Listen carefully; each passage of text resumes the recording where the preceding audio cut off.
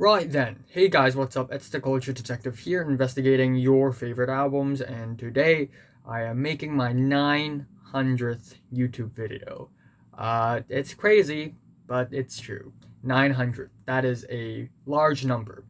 And today I'm going to do an album review on, in my opinion, one of the greatest albums of all times, and that is David Bowie's The Rise and Fall of Ziggy Stardust and the Spiders from Mars. So, David Bowie, the legendary, the one and only David Bowie, is a glam rock, art rock singer songwriter from England, and he had been making music for ages up until the year 2016, where he tragically passed away. And right before he passed away, he actually released an album called Black Star, which became my favorite album of the year 2016, also one of my favorite albums of the 2010s. And strangely, this album is about his death. It's almost like David Bowie had already predicted that he's going to pass away. And the album very much deals with spirituality, death, mortality in a very abstract, gorgeous, and artistic way. So much so that I just have a deep admiration for the album. Of course, going back to David Bowie's early days, back in the late 60s, he started off making music that is very folk inspired and Baroque pop inspired. Of course, we have the track Space Oddity, his breakout song, breakout single, and still to this day, I absolutely love the song. It is an absolutely beautiful and eye widening, star-gazing acoustic ballad that touches your soul.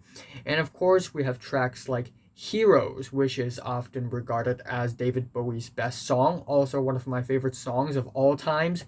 Oh, we can be heroes just for one day. What you say? Even though it's a very long song, the very beautiful, nostalgic instrumentals, the pianos, the very charismatic vocals, and the sad farewell, goodbye tone of the track really just hits me in the feels. And then we have the album Hunky Dory, which also features some of the most legendary and iconic David Bowie songs. We have Changes, and of course, Life on Mars. And the track Life on Mars is absolutely iconic because it is incredibly theatrical and grand and loud. It has really interesting lyrics, and it's actually not a song about life on Mars. It's actually using Mars as an escapism because life on Earth is just so bland, just so repetitive, just so boring and mundane. Maybe there is a different life out there. Who knows? And it's also an absolutely beautiful song. And further down the road, we have albums like Low, Station to Station. I mean, immediately after Ziggy Stardust, we have Aladdin Sane, which is almost considered a sequel to Ziggy Stardust, and it's also incredibly amazing. And into the 80s, we have more funkier, jammier songs like Let's Dance and Fame, which is absolutely funky and fun. David Bowie also owns his glam rock and art rock style later on in the 80s and in the 90s, and he took a bit of hiatus and then he came back in the 2010s with The Next Day and then Black Star and ended with a very special high note. But it is this album, The Rise and Fall of Ziggy Stardust and the Spiders from Mars, that is considered to be one of the best David Bowie albums, if not one of the best albums of all times. And I mean, I can't agree more. I mean, in every single aspect of this album, down from the concept, the message, the lyrics, the performances, the instrumentals, the songwriting, the chord progressions, everything about this album is nearly flawless. Actually, dare I say it, flawless. And that is why I have to talk about this album. Aha, I forgot to mention that David Bowie also wrote the song The Man Who Sold the World, which is famously covered by Nirvana later on in the 90s. Anyways, one of the greatest things about this album is that it has a concept. And up until the early 70s, there aren't that many concept albums. It's only bands like Pink Floyd that really made the term concept album with their albums, The Dark Side of the Moon, Wish You Were Here, Animals on the Wall. But this is also a very fantastic concept album because in this album, to be brief about it, to sum up, the Earth is dying, and it's going to be completely obliterated 5 years later. Humanity has 5 years left, and someone needs to go to Earth and save them. And that someone is Ziggy Stardust. And Ziggy Stardust had realized that in order to save humanity, he needs to be a rock and roll star. He needs to be a rock star. He needs to make music to save humanity. But given the title of the album, we all know that at the end it didn't turn out well. Ziggy Stardust actually just falls and just dies, leading up to his suicide at the end of the album, which is a very sad and interesting ending to the album. But if you look deeper into the concept of the album, David Bowie isn't just telling some weird sci-fi story. He's actually using the story to talk about fame, sexuality, reputation, and the music industry itself in a really smart and creative way, which is very, very admirable, actually. So we have the album opening 5 years, and right off the bat, it is amazing. It is legendary. 5 years is essentially the prologue of the album.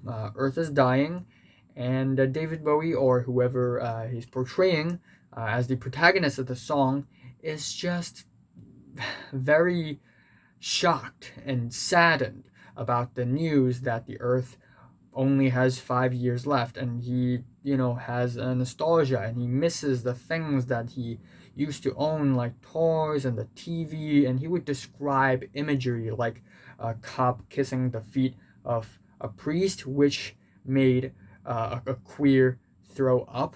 Also, how there are people standing outside of an ice cream parlor drinking cold milkshake, waving their hands, and all these imagery all come together to him sort of missing humanity in general, which is really grand. We get a very simple 4/4 kick drums in the beginning, glistening, beautiful pianos, and these rushes of strings and scratchy acoustic guitars, which are absolutely stunning and gorgeous. And the song ends off with very chaotic screams and cries. It's really sounds like David Bowie is screaming and crying his heart out on this track, and I mean, I would too if Earth only has 5 years left to live. And then we have the second track, which actually feels not as grim or as dystopian as the first track. The second track, Soul Love, is actually a very lovely, sensual, and a happy song about love. But it is actually kind of different from any love song because it talks about love in such an abstract and philosophical way, almost like the lyrics of the song are written from the point of view of an alien looking down on Earth, sort of analyzing human love. And we also get this saxophone solo, which is absolutely fitting and very beautiful. The chord progressions of this track have a really nice nostalgic feel to it. The acoustic guitars are absolutely wonderful. And we have lyrics like, all I have is my love of love, and love is not loving, which is very thought-provoking. And it just goes to show how good of a songwriter David Bowie is. The third track, Moonage Daydream, immediately grabs your attention in the first few seconds because of the very legendary intro. I'm an alligator, I'm a mama papa coming for you. And the rest of the song is fantastic as well. I mean, of course, we have the blaring, raw, rough guitars in the intro, and occasionally it melts into these very nice, breezy, lovely, nostalgic acoustic guitars, which reminds me a lot of Eagles' Hotel California, except this song actually came out before Hotel California, I think.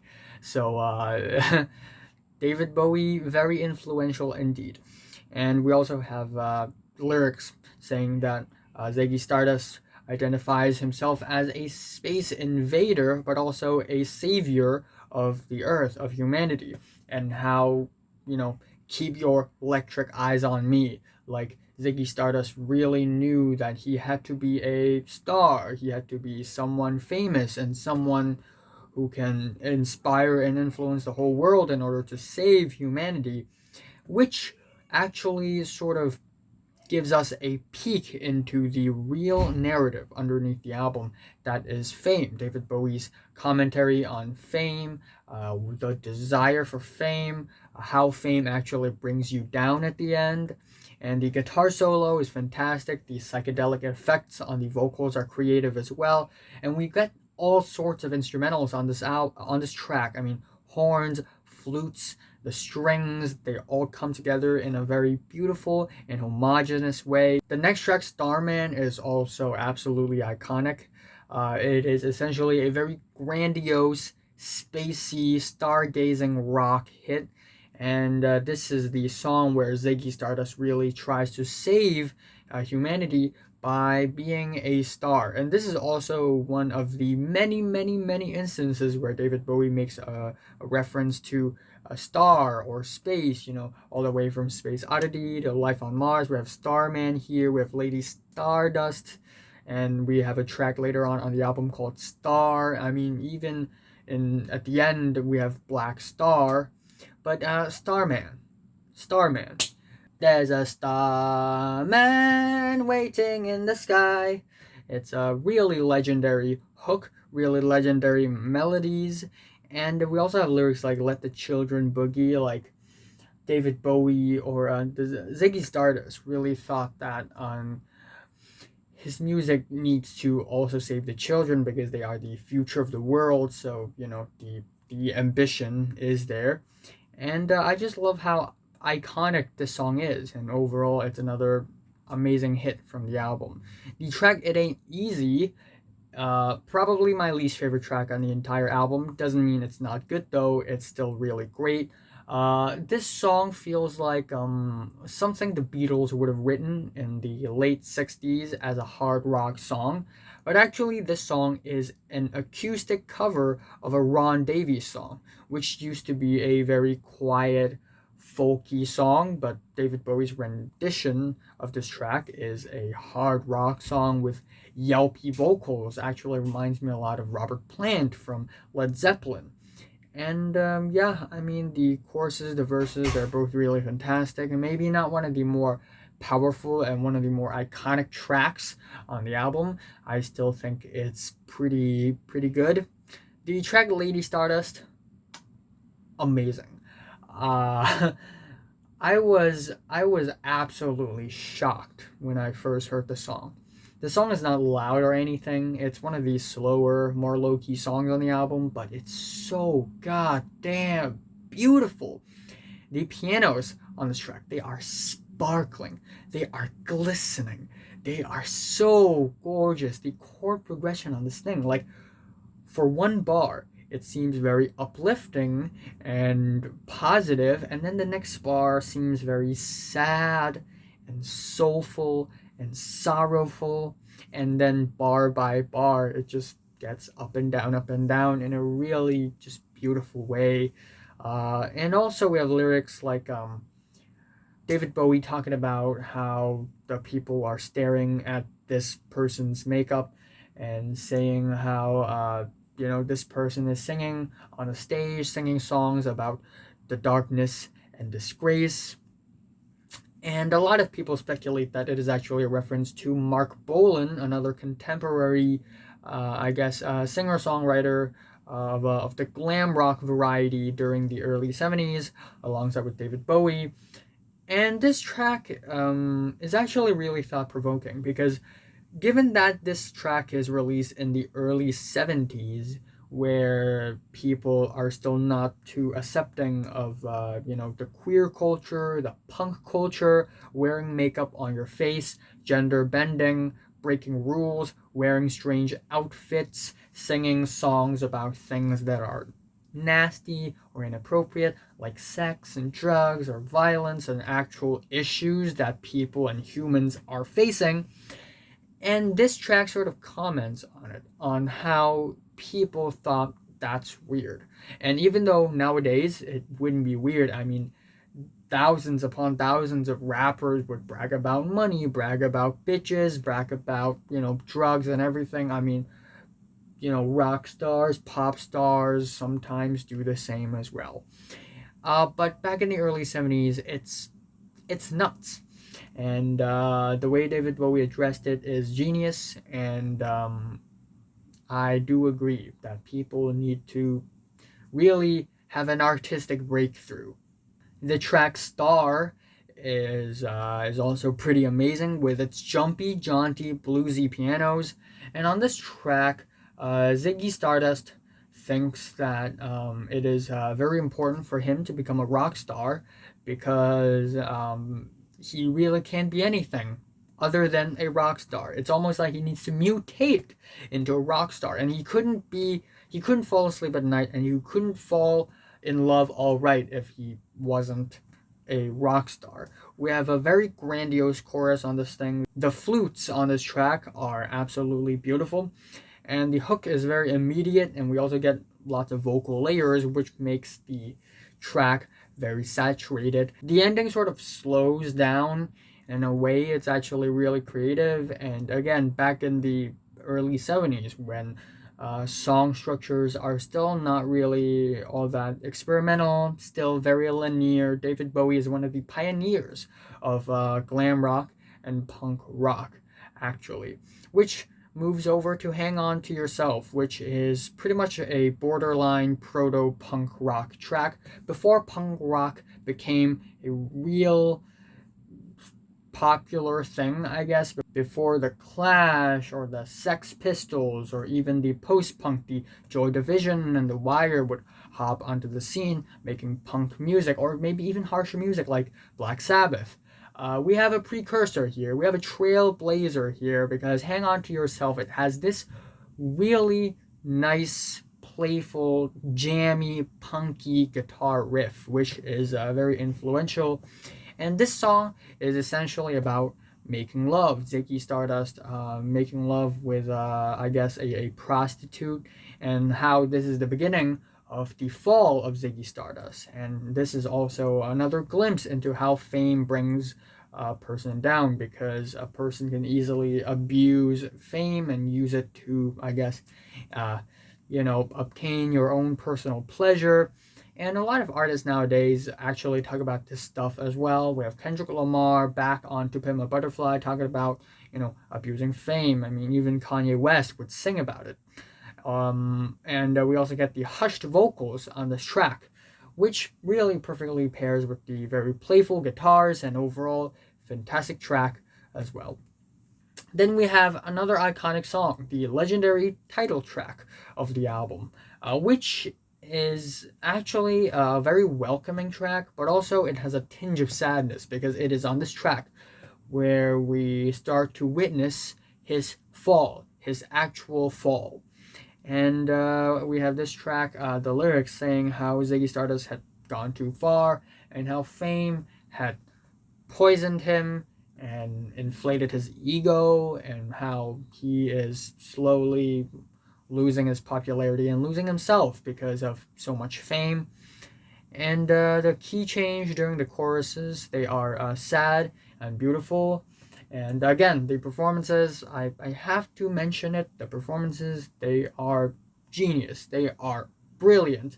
So where were the spiders? The second to last track is Suffragette City, which is a hard rock jam as well. And we get a lot of really fun callback vocals like, hey man, and also the chorus, oh don't lean on me man. It's a really fun and playful song, but if you look past the fun and playful tone of this song, you'd actually join an argument, I guess, speculated, an argument between Ziggy Stardust and, I guess, his band members, the Spiders from Mars. And yeah, again, very fun punk rock-esque chorus, but then we have these very angry lyrics, and it just all comes together with good songwriting, good lyrics, good instrumentals, good performances, good production, and it's a really solid track overall. But the album ends off with Rock and Roll Suicide, which is a huge change in tone. Because, yeah, this is the track where Ziggy Stardust dies and kills himself. Kills himself and dies. And it's a really sad song. It starts off with these sad, minimalist guitars, really simple kick drums. The kick drums are so bare and so straight to the point. It's almost like the kick drums don't even care about the guitars anymore, because at one point the guitars they just dissipate. They're just gone. And then at the second half of the track, the key sort of changes and it becomes this very, just absolutely mind-blowingly grandiose and cinematic ending with blaring pianos, with David Bowie screaming, "You're not alone, love, you're not alone." And at the very end, "Give me your hands, give me your hands." And I guess it's Ziggy Stardust trying to jump off from a high position. So give me your hands, let me pull you back. But it didn't work out at the end, of course, and that had led to Ziggy's demise. And very sad ending. But I think ultimately this album, again, is about fame, and it's also about the music industry, how back in the early 70s, people are slowly transitioning from, the very traditional, the very polite, well-dressed, well-mannered, Beatles-esque music to the very wild, flamboyant, colorful, strange, psychedelic music.